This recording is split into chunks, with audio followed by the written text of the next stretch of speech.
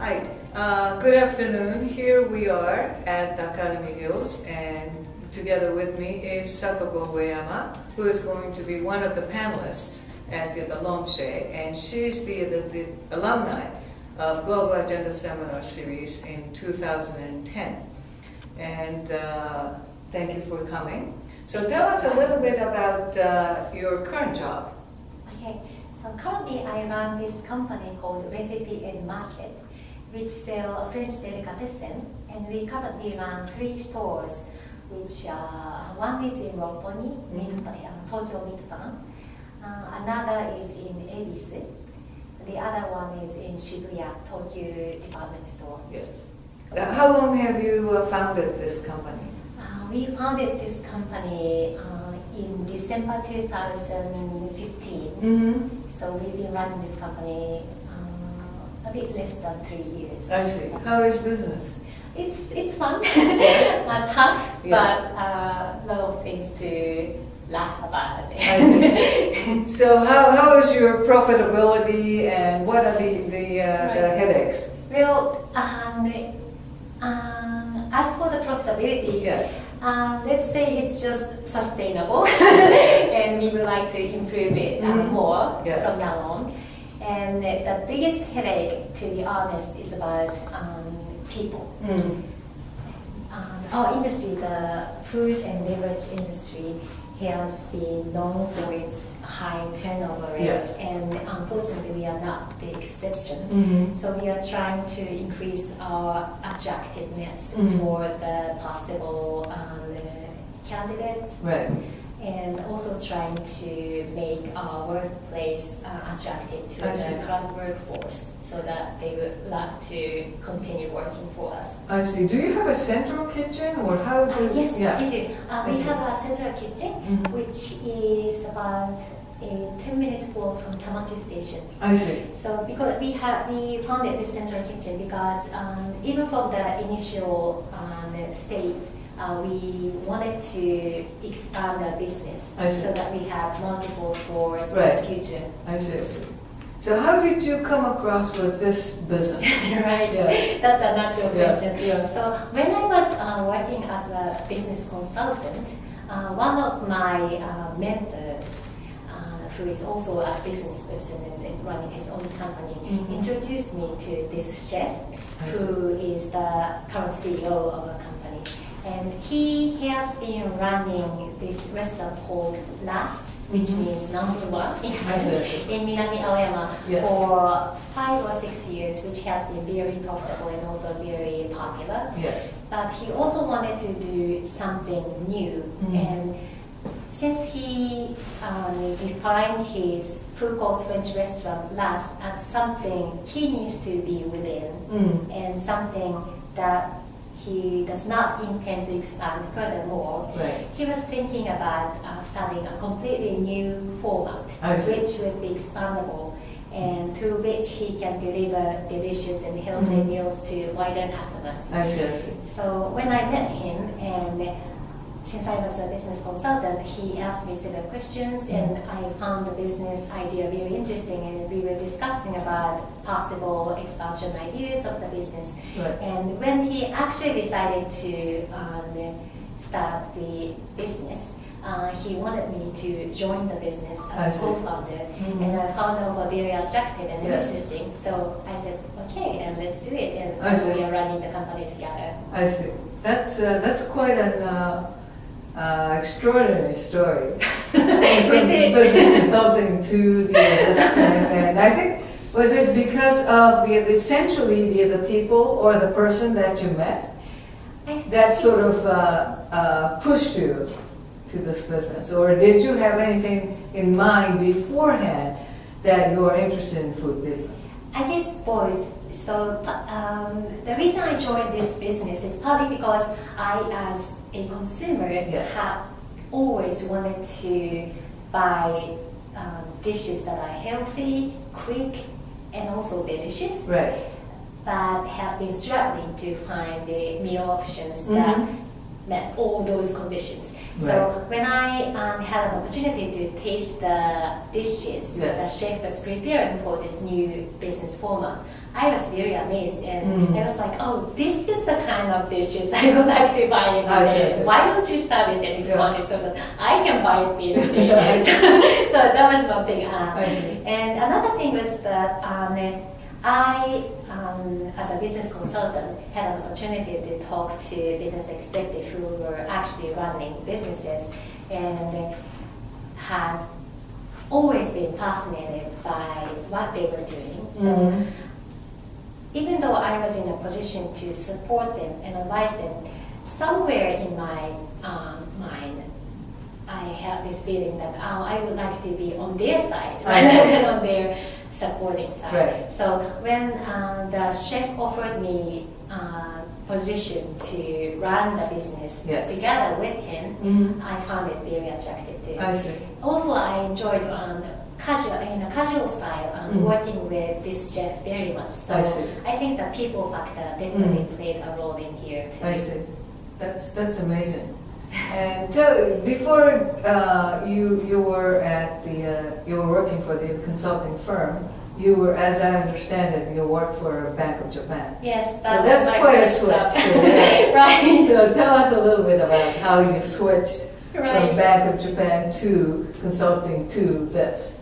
Okay, so the reason I joined the Bank of Japan was because as a student of economics at the university, I had been interested in using the tools. Economics is kind of a tool to Yes. analyze economy, and I actually wanted to use that tool that I acquired very much. So Right. the Bank of Japan, in that aspect, is a very, very attractive workplace because you can actually analyze the economy as a job. Right. And Yes.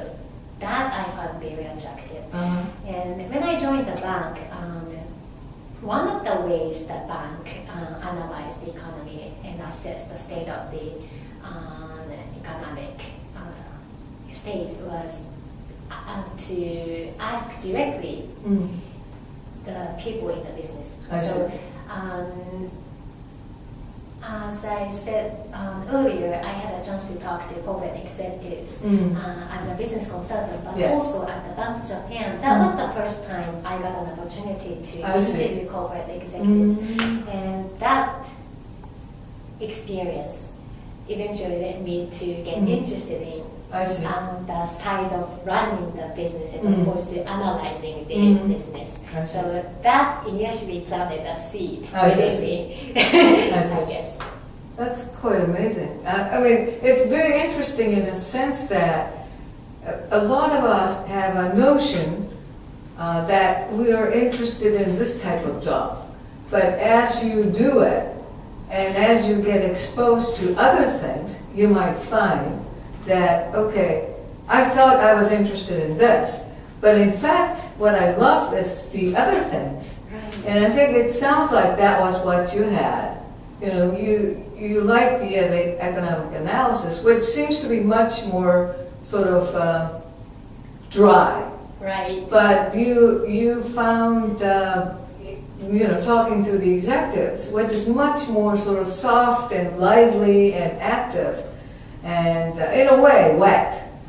You like it. And that's something that, not too many people realize it. So I think I'm very impressed by the fact that you found something that you like and you decided to pursue that. Because a lot of people sort of are stuck with the original idea. I was trained as so and so and so, and so this is the job that I've decided to take, and no matter what happens, they sort of stick to it. But in your case, okay, I like this, but I like this much better. So you moved, right? Right. Yeah. I think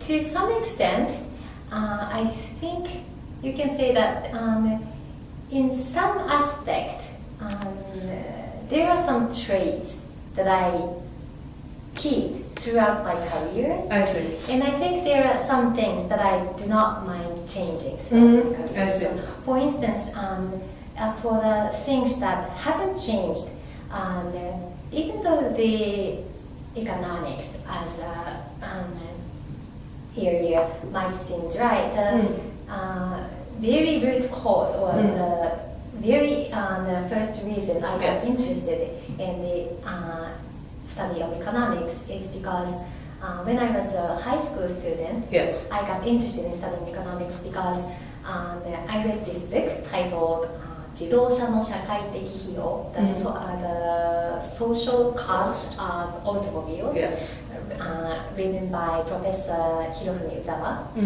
And through his analysis and through his argument in the book, despite the fact that I didn't quite agree with the final conclusion of that book, I got very inspired and interested in this tool that is called economics, because I found it, because I thought that this tool is something that can help improve the society in a quantifiable way. I see. So